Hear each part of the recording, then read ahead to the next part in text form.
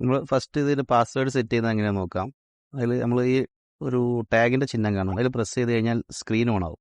അപ്പോൾ നമ്മൾ സ്റ്റാർ അടിച്ചു കൊടുക്കുക. സ്റ്റാർ അടിച്ച സെറ്റിങ്സിൻ്റെ ഒരു ഓപ്ഷൻ വരും. അപ്പോൾ തന്നെ ആഷ് അടിച്ചു കൊടുത്തു കഴിഞ്ഞാൽ ലിസ്റ്റ് വരും. അതായത് അഡ്മിൻ പാസ്വേഡ് ചോദിക്കും. അതിൽ 1 2 3 4 5 6 അടിച്ചിട്ട് ആഷ് അടിച്ചു കഴിഞ്ഞാൽ നമുക്ക് മെനു വരും.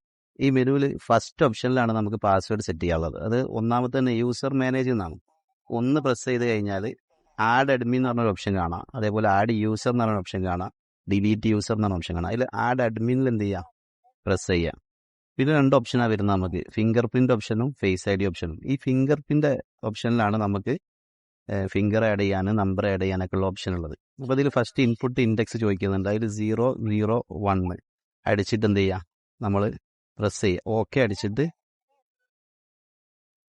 ഇതൊരു 2 3 വട്ടം എന്ത് ചെയ്യേണ്ടി വരും, നമ്മൾ ഫിംഗർ വെച്ച് കൊടുക്കേണ്ടി വരും സെറ്റ് ആവണമെന്നുണ്ടെങ്കിൽ. ഇതിൽ ഏകദേശം 4 പ്രാവശ്യമാണ് വരുന്നത്. ഇപ്പോൾ ഇതിൽ സക്സസ് ആയിട്ടുണ്ട്, ഫിംഗർ പ്രിൻ്റ് ഇതിൽ സക്സസ് ആയിട്ടുണ്ട്.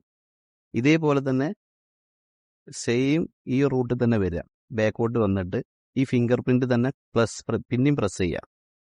ഈ എൻട്രോൾ ഒരു സ്റ്റെപ്പ് ബാക്കോട്ട് വന്നാൽ മതി. അതിൽ ഒന്നിൽ പ്രസ് ചെയ്യുക.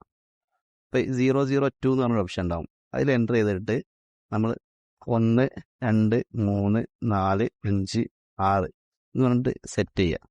അപ്പോൾ ഒന്നുകൂടി ആ നമ്പർ അടിക്കാൻ പറയും, 1 2 3 4 5 6. ഇപ്പോൾ നമ്മൾ നമ്പർ ലോക്കും സക്സസ് ആയിട്ടുണ്ട്.